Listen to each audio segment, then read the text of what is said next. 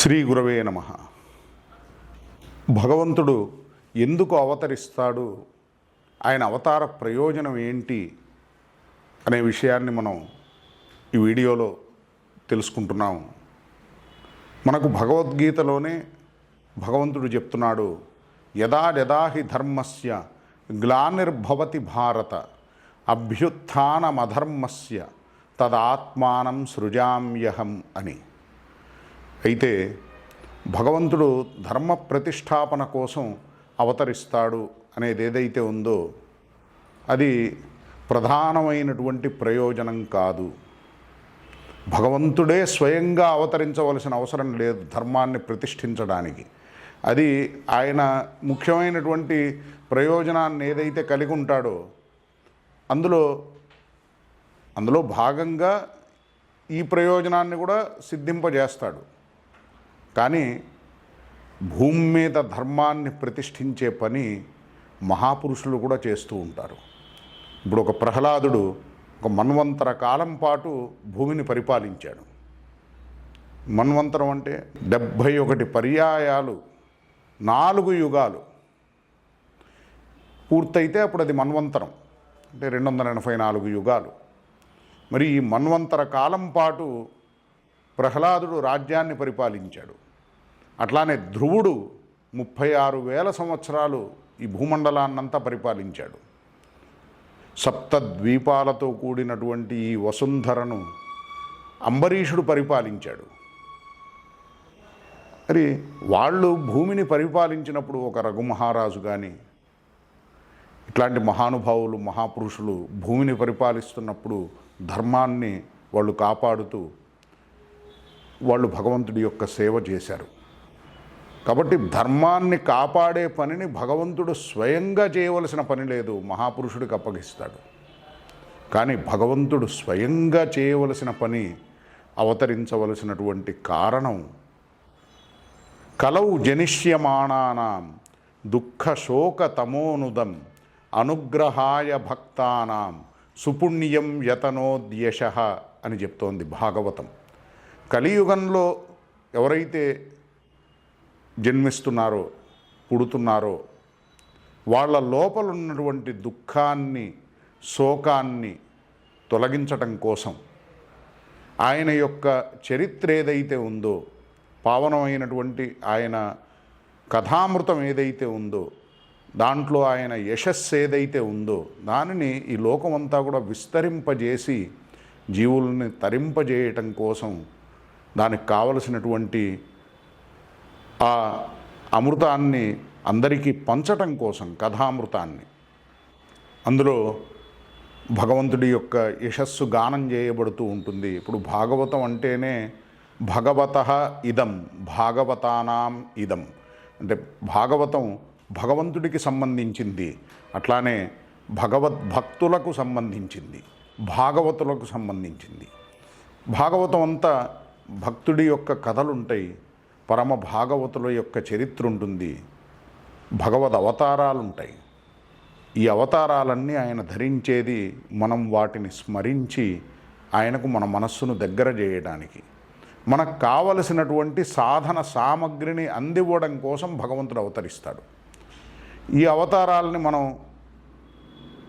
అనంతకాలం పాటు స్మరించవచ్చు.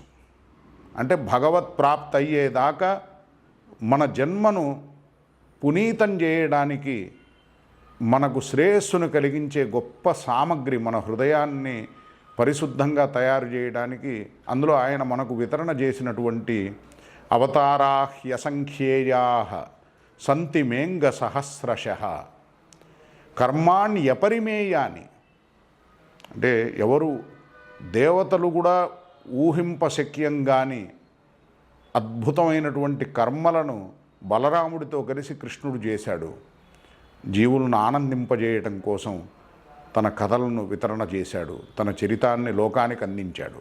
ఇట్లా మనలో ఉన్న అజ్ఞానాన్ని పోగొట్టి మనలో జ్ఞానాన్ని నింపడం కోసం, మన హృదయంలో ఆయన పట్ల ప్రీతిని కలిగించటం కోసం, ఆయన జనుల యొక్క భక్తి భావాన్ని మనం పొందడం కోసం, ఆయన్ని ఏ విధంగా మనం సమీపించవచ్చో, ఆయన్ని ఏ భావంతో మనం ఆశ్రయించవచ్చో దానికి కావలసినటువంటి ఉదాహరణలను ఆయన జనుల ద్వారా, ఆయన భక్తుల ద్వారా మనకు అందిస్తూ ఆ కథను లోకానికి ఇవ్వడం కోసం అనంతకాలం పాటు వాటిని మనం తలుచుకోవచ్చు, మన శ్రేయస్సు గురించి మనం యత్నించవచ్చు. కాబట్టి మన జన్మను సఫలం చేయడం కోసమే, మనకు ఆనందాన్ని ఇవ్వడం కోసమే భగవంతుడు ఈ లోకంలో అవతరించేది. ఆయన ఇవ్వాలనుకునేది ప్రేమను, ఆయన చూపించాలనుకునేది తన కృపను. కాబట్టి జీవుడు ఎప్పుడైతే సాధన చేస్తాడో, సాధకుడు అవుతాడో, ఆ సాధన సిద్ధావస్థను చేరే సమయానికి భగవంతుడు పరిపూర్ణమైనటువంటి అనుగ్రహంతో గురువును దగ్గర చేసి అనుక్షణం జీవుణ్ణి కనిపెట్టుకుంటూనే ఉంటాడు గురు రూపంలో. కానీ సాధన పూర్తయ్యే సమయానికి అతనికి శ్రేయస్సుని కలిగించడానికి, అంటే జీవులకు ఇవ్వవలసినటువంటి గొప్ప అనుగ్రహాన్ని ఇవ్వడం కోసమని స్వయంగా భూమి మీదకు వస్తాడు. అదే ప్రేమను వితరణ చేయడం కోసం. ఎట్లా అయితే ఋషులు దండకారణ్యంలో తపస్సు చేస్తున్నారు, వాళ్ళు వేరే వేరే ఇతరమైన విషయాల్లో వ్యామోహాన్ని వీడి భగవంతుడినే తమ సర్వస్వంగా భావిస్తున్నారు. భోగాలకు దూరంగా, విషయాసక్తికి దూరంగా వైరాగ్యయుక్తులై జీవనాన్ని సాగిస్తున్నారు, పవిత్రమైన జీవనాన్ని గడుపుతున్నారు. ఆ మహానుభావులు మరి రాముడు భూమి మీద అవతరించి వచ్చినప్పుడు ఆయన్ని మానవమాత్రుడిగానే భావించారు, రాజకుమారుడిగానే చూశారు చాలామంది. వాళ్ళ పిల్లల్ని చూస్తే కలిగే సుఖము, సంతోషం కూడా రాముణ్ణి చూస్తే ఎంతమంది పొందారు? అది మన హృదయాన్ని అనుసరించి ఉంటుంది. మన హృదయం ఎంత పరిశుద్ధిని పొందితే, మన హృదయం ఎంత భగవంతుడి విషయంలో ఆసక్తమై ఉంటే, ఆ హృదయ శుద్ధిని అనుసరించి భగవంతుడు కానీ మహాపురుషులు కానీ కనపడినప్పుడు మన హృదయంలో ఆ ప్రసన్నత కలుగుతుంది. మన హృదయం వాళ్ళకు ఆ విధంగా దగ్గరవుతుంది. మరి ఋషులు సిద్ధావస్థకు చేరుకున్న మహానుభావులు కాబట్టి వాళ్ళు రాముణ్ణి సాక్షాత్తు భగవంతుడిగా దర్శించగలిగారు. అట్లానే జనకుడు కూడా రాముణ్ణి చూడగానే ఆయన కలిగినటువంటి ఆనందానుభవం సామాన్యమైనది కాదు. ఆ రూపాన్ని చూస్తున్న కొద్దీ ఇంకా ఇంకా చూడాలనే తపన బలపడింది జనకుడికి, విదేహ పరమహంస అయినటువంటి జనకుడికి. అట్లా ఋషులకు మరి రాముణ్ణి కౌగిలించుకోవాలనిపించింది. అంటే వీళ్ళు స్త్రీలుగా భావన చేసుకున్నారు ఋషులు. ఆ రాముణ్ణే వాళ్ళ పురుషుడిగా, ఎట్లాగో ఆయనే కదా పరమ పురుషుడు, కాబట్టి ఆ భావంతో ఆయన్ని గట్టిగా కౌగిలించుకోవాలనుకున్నారు. మరి రాముడు మర్యాద పురుషోత్తముడు కాబట్టి, ఏకపత్ని వ్రతుడు కాబట్టి ఆయన నేను తర్వాత కృష్ణుడిగా బృందావనానికి వచ్చినప్పుడు మిమ్మల్ని దగ్గరికి తీసుకుంటాను, అక్కడ మీరు గోపికలై నాకు దగ్గర అవుతారని అన్నాడు.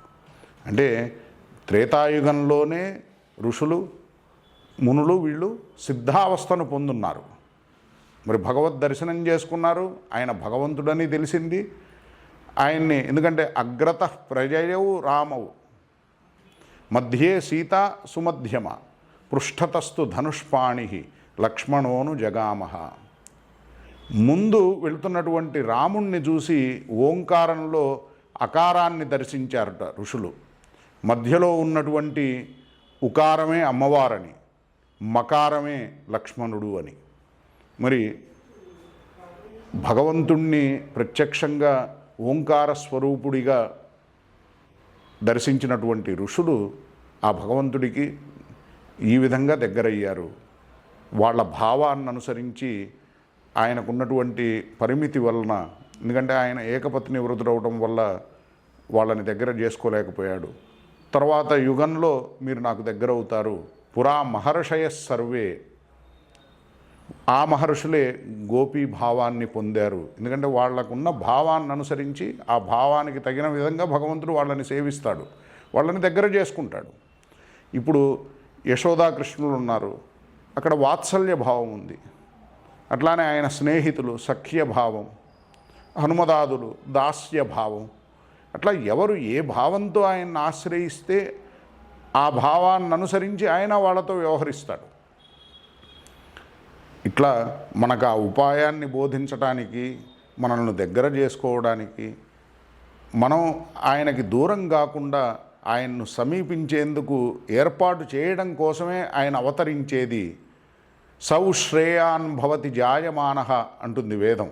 సకల ప్రాణులకు శ్రేయస్సుని కలిగించడం కోసమే భగవంతుడు భూమి మీద అవతరించేది అని. జన్మ కర్మచమే దివ్యం అని చెప్తున్నాడు భగవంతుడు భగవద్గీతలో.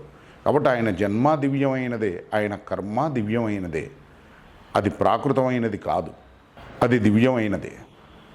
ఆయన నామము దివ్యమైనది. కాబట్టి భగవన్నామాన్ని మనం ఆశ్రయించాలి, భగవన్నామం మీద రుచిని పెంచుకోవాలి.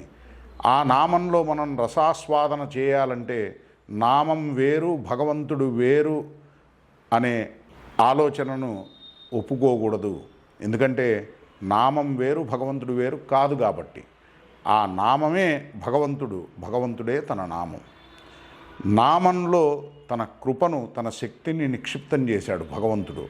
నామకారి బహుధా నిజ సర్వశక్తిస్తత్రార్పిత నియమిత స్మరణేన కాలః ఏతాదృశీ తవ కృపైవ భగవన్ మమాపి దుర్దైవ మీదృశమిహాజని నానురాగః. ఇంత కృప భగవంతుడికి జీవుల మీద ఉంది. నామం వేరు తాను వేరు కాదు, తానే తన నామరూపంలో జీవుడికి దగ్గర అవుతున్నాడు. ఆ నామాన్ని ఆశ్రయించి జీవులు సిద్ధావస్థను పొందొచ్చు, మాయను దాటచ్చు, హృదయ శుద్ధికి అంతఃకరణ శుద్ధికి తోడ్పడే గొప్ప శ్రేయస్కరమైనటువంటి సాధన ఆ నామ సంకీర్తనం ద్వారా చేయొచ్చు. మరి ఇట్లాంటి నామాలను వితరణ చేయటం కోసం, ఆయన గుణాలను మనం స్మరించటం కోసం, ఆయన లీలలను మనం మనస్సులో నిక్షిప్తం చేసుకొని సదా ఆ ధ్యాసతో ఉండటం కోసం, ఆయనకు మన హృదయాన్ని దగ్గర చేసుకోవటం కోసం, ఇట్లా అనంత జీవులు అనంతకాలం పాటు ఆయనను స్మరించటం కోసం ఏర్పాటు చేయటం కోసం, పరమోపకారాన్ని చేయటం కోసం వాళ్ళకి ప్రతి ప్రాణికి భగవంతుడు స్వయంగా అవతరిస్తాడు. కాబట్టి అది ప్రధానమైనటువంటి ప్రయోజనం. అయితే సిద్ధావస్థకు వచ్చినటువంటి మహానుభావులైనటువంటి ఋషులు ఎవరైతే ఉన్నారో, దండకారణ్యంలో ఉన్న ఋషులు, మరి వాళ్లకు ఆయన ప్రేమను వితరణ చేశాడు ఆ అవతారంలో. అది స్వయంగా తానే వచ్చి ఇవ్వాలి కదా. అది సామాన్యమైన అవతారం ఎట్లా అవుతుంది? సాక్షాత్తు ఆయన భగవంతుడు. అందుకే వ్యాస మహర్షి కృష్ణస్తు భగవాన్ స్వయం అని అంటున్నాడు. అందుకని ఈ విధంగా భగవంతుడు అవతరించేది కేవలం జీవుల మీద విశేషమైన కృపను చూపించటం కోసమే. శాశ్వతంగా జీవుల యొక్క దుఃఖాన్ని దూరం చేసి ప్రేమానందాన్ని, పరమానందాన్ని ప్రసాదించటం కోసం. అందుకని మనం ఎంత గట్టి నిశ్చయంతో ఆ గ్రంథాలు ఏవైతే ఉన్నాయో, భాగవతం కానీ, రామాయణం కానీ, భారతం కానీ, ఇవన్నీ సామాన్యమైన గ్రంథాలు కాదు, వేద రాశి కానీ, వీటిని పరమ పవిత్రమైనవిగా మనం తెలుసుకొని వాటి యొక్క విలువని మనం హృదయంలో ఎంత గొప్ప శ్రద్ధతో భావిస్తే అంత మనకు శ్రేయస్సుని అవి కలిగిస్తాయి. అవన్నీ కూడా సాక్షాత్తు భగవంతుడి యొక్క స్వరూపమే. ఆ వాంగ్మయాన్ని మనం భగవంతుడి యొక్క అనుగ్రహ రూపంగా భావిస్తూ అందులో మనకు ఆయన బోధించినటువంటి సారాన్ని గ్రహించి ఆయనను ధ్యానించడమే, ఆయనను స్మరించడమే, ఆయన విషయంలో మనం పరమానురక్తిని కలిగి ఉండటమే ఈ మొత్తం సమస్త వాంగ్మయాన్ని భగవంతుడు మనకు అందించడం వెనక ఉన్న ఉద్దేశంగా గుర్తించి ఈ పరమార్థాన్ని మనం గ్రహించి మన సాధనకు అది ఉపకరించే విధంగా మన జీవన ప్రయాణాన్ని సాగించాలి. భగవత్ ప్రాప్తిని లక్ష్యం చేసుకొని భగవద్భక్తే మనం కోరుకోవలసినటువంటి మహాసిద్ధిగా తెలుసుకొని అందుకు అనుకూలంగా ఈ జ్ఞానాన్ని మన సాధనకు ఉపయోగపడే విధంగా మలుచుకొని మన ఆచరణలో భగవత్ ప్రీతిని లక్ష్యం చేసుకొని మనం ముందుకు వెళ్ళాలి. జన్మను సఫలం చేసుకోవాలి. భగవత్ కృపను మనం ఎంత సద్వినియోగం చేసుకుంటే అంత మన హృదయంలో ఆయన ప్రసన్నుడవుతాడు. మన జన్మ కూడా శ్రేయస్సును మనకు తప్పకుండా కలిగిస్తుంది.